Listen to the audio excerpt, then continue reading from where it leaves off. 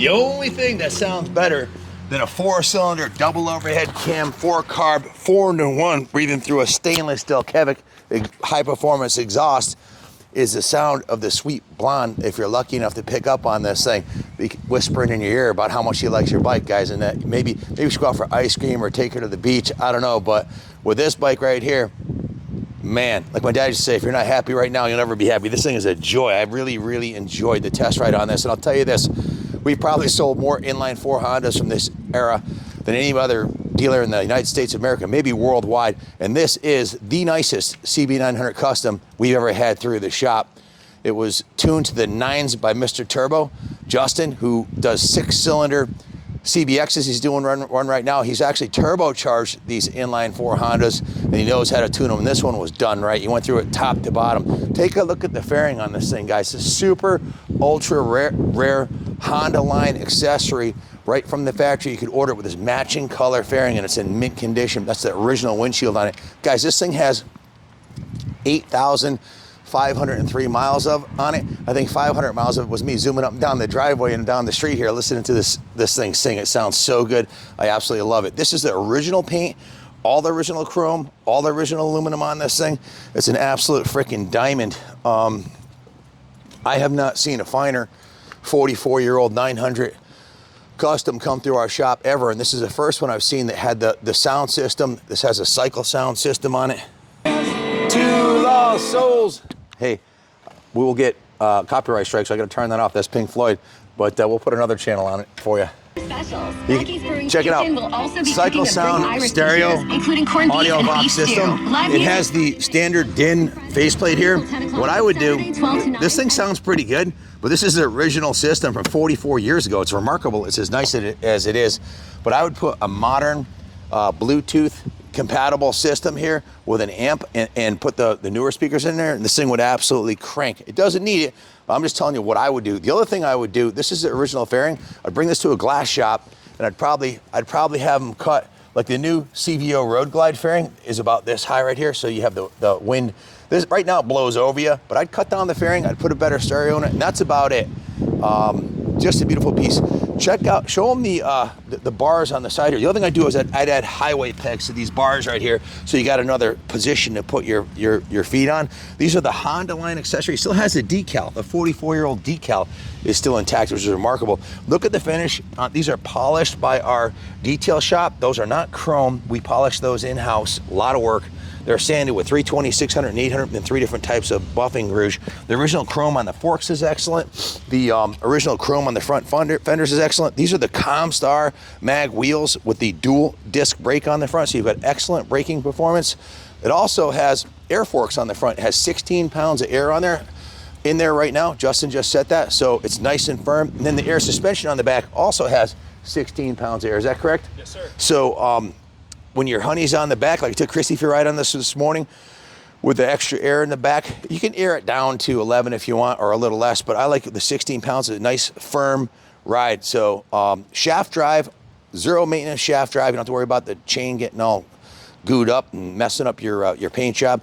These are the Bridgestone Spitfire 2F tires, which was my favorite tire. You could get them up until a couple years ago. I used to put these in all my custom Harleys. Fantastic tire. They just look cool rolling along with the Comstar mags and the raised white letters. Check out the upholstery on the seat, guys. This is a brand new reproduction seat cover. It looks exactly like the original. It even has the gold embossed logo on the back here. Proper stitching, the foam's in mint condition. Look at the paint job on this. 44-year-old paint job. The thing looks spectacular. Look at the gauges. Look like they just came out of the box in 1980. It's like a time capsule. This thing's like basically like having a time machine. It has the mirrors mounted on the fairing, as are the turn signals, and has the turn signals on the back here. Electrically, the bike's a 10. Everything works perfectly on it. It's got an extensive work order here. The total of 50 hours labor in the restoration / preservation service. Most of that was in the service department with Justin. Another 15 hours was in the detail shop. Let me go over the cosmetic part of it. It was steam cleaned, hand washed. All of the painted surfaces were polished. All the aluminum surfaces, the engine covers here, and the clutch cover, the forks, and coming around this side over here, These engine covers here, these were sanded 320, 600, 800 grit and then polished. The engine case and gear oil cover was painted. The swing arm, he painted the swing arm on this, repainted it in the factory color, repainted the center stand, repainted the side stand, and detailed it to the nines, top to bottom. Or that's what we call a rotisserie detail. Every surface on it, top to bottom, was polished and or repainted or just generally addressed so that there's not a speck of dirt anywhere on this motorcycle. That was 2 full days in the detail shop, and Justin had 3 full days on it. He went through it, took the tank off, cleaned the inside of the tank out, took the carbs off, completely rebuilt them, synchronized the carburetors, put 4 washers under the needles, tuned the pilot screws to perfection to match the 4-into-1 open exhaust that it has on it. So he went through the whole fuel system, the air box, the fuel system, all the fuel lines, new spark plugs in it, adjusted perfectly with 8,500 miles on it. And of course, it's got this brand new stainless steel full 4-into-1 Delcavic exhaust system with new exhaust gaskets. All the fluids are new on it. All the oils are new on it. The brake system's been completely rebuilt. The master cylinder's been rebuilt. The calipers have been rebuilt. Rebuilt both brake calipers, rebuilt both front and rear master cylinders, and rebuilt the rear brake calipers. So both master cylinders, all 3 calipers were completely rebuilt. Of course, obviously, it's got the new seat, new exhaust. Also put a brand new Yuasa battery into it with a tender lead so you can keep it plugged in. It's running 1040 Spectro engine oil. Aired up the suspension front and rear, tested all the electronics, make sure everything worked beautifully. And when the tank was off, he took the fuel petcock off and rebuilt the actual original fuel petcock on here. Also replaced the headlight bulb with a brand new one, which is no easy task. You have to remove the fairing to do it. So the fairing was off of it. Every square inch of this bike was addressed in one form or the other. So guys, 8,503 miles, the rare Honda line factory fairing. I'm sure in the comments there'll be a lot of people that said they had one of these, or their dad had one, or their friend had one. But and a lot of people will comment about the great memories they had on the bike and how fun they are. Now, I forgot to mention, this has not only a 5-speed transmission, but it's dual range. So when I was riding up and down the road, the speed limit's like 50, you really don't want to go much over 55 miles an hour on the back roads here.